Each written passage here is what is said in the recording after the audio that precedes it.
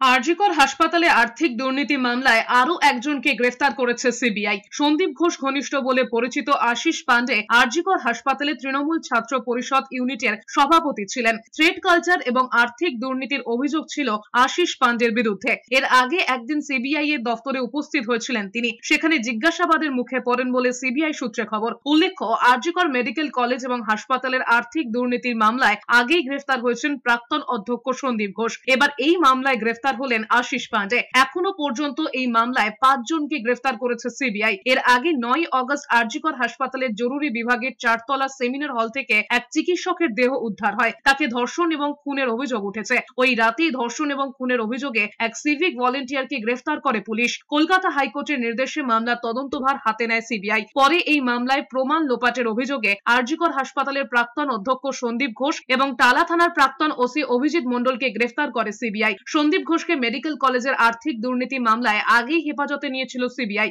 অভিযোগ, খুনের দিন রাতে সল্টলেকে একটি হোটেলে বান্ধবীকে নিয়ে উঠেছিলেন আশিস পান্ডে। পরে আরজিকর হাসপাতালের মৃতদেহ উদ্ধারের সময় তথ্য প্রমাণ লোপাটের অভিযোগ ওঠার সময় সেখানে দেখা গিয়েছিল তাকে। পরে তদন্তে আশিস পান্ডেকে 12 বার জিজ্ঞাসাবাদ করেছে সিবিআই।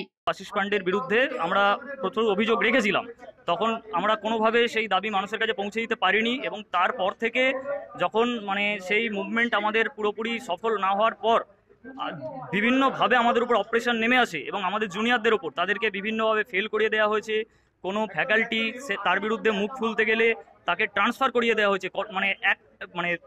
ফ্যাকাল্টিদের হুমকি দেওয়া হতো যে ট্রান্সফার করিয়ে দেওয়া হবে এবং সেটা বাস্তবায়িত হতো। এই ধরনের অপারেশন গত 3 বছর ধরে আরজিকর মেডিকেল কলেজে চলেছে এবং ভেতরে আরও নানান রকমের দুর্নীতির সাথে এখন যেগুলো বেরিয়ে আসছে, সন্দীপ ঘোষ সহ এই ধরনের এই কলেজের টিএমসিপি ইউনিটের যারা সদস্য তারা যুক্ত ছিল এবং এরা থ্রেড কালচারটাকে বিভিন্নভাবে পোটেনশিয়েট করেছিল। তার অন্যতম মুখ ছিল আশিস পান্ডে। স্বভাবতই আমরা তার গ্রেপ্তারিতে খুশি।